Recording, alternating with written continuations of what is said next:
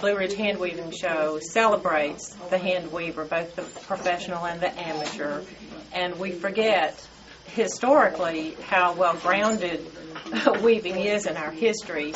In the frontier life, like on at Johnson Farm, for you to have a rug on the floor, you had to weave it. For you to have a shirt on your back, you had to weave it. But that meant that you had to grow the cotton or grow the linen, raise the sheep. Of course, the sheep served double service. They were food on the table as well as clothing or rugs, clothing for your back or for the rugs on the floor. And we forget that the sails of ships that brought a lot of our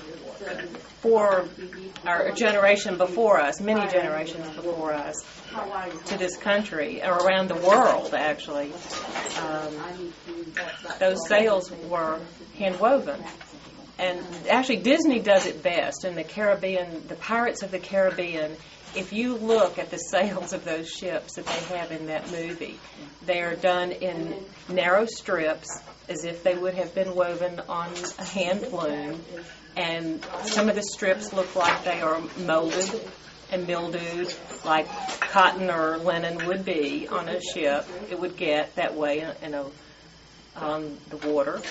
And they have repairs in those sails, and that's fascinating to see it in real life, the way it really was, the sails on the ship.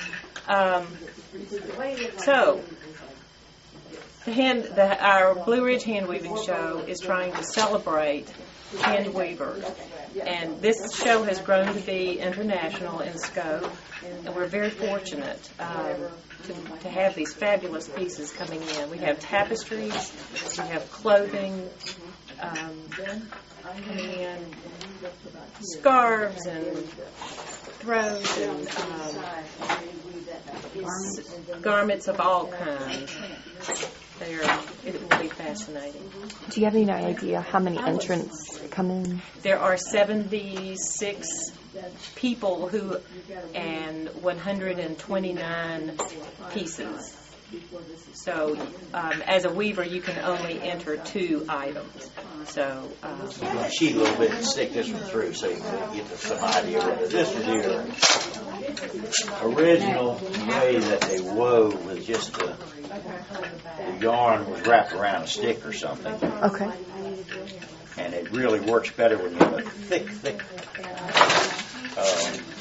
material, because you get so much on that you're not constantly reloading the show.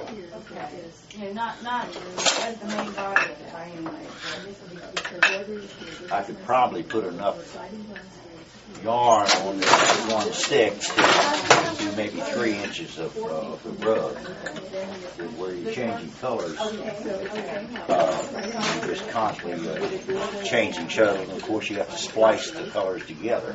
And once you get the thick wool, you can make pretty good time with it.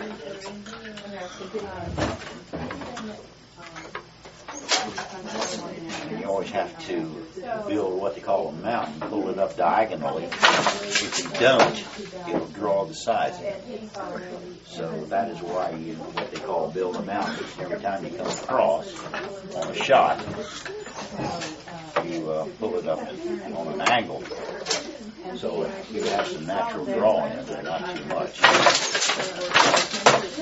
If you get too much drawing, the sides tend to go up on you, and it's hard to keep the line straight.